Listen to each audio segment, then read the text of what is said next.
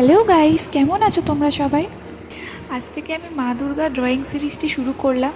এটা হলো তার পার্ট 1। তো দেখো, আমি প্রথমেই আউটলাইন বানিয়ে নিয়েছি আগে মা দুর্গার। এবার আমি কালার করছি। কালার করার জন্য আমি এখানে ক্যামেলের ওয়াটার কালার ব্যবহার করছি।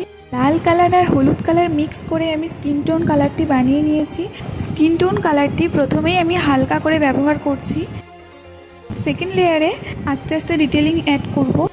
আজকে এই ভিডিওতে শুধু আমি স্কিন টোন কালারটাই শেয়ার করলাম। এই আঁকাটি সেকেন্ড পার্টে আমি বাকি অংশটুকু কালার করা দেখাবো।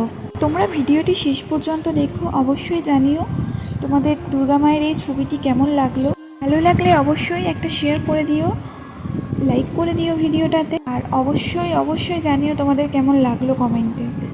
তো চলো, আজকের মতো টাটা, দেখা হচ্ছে এর পরের ভিডিওতে।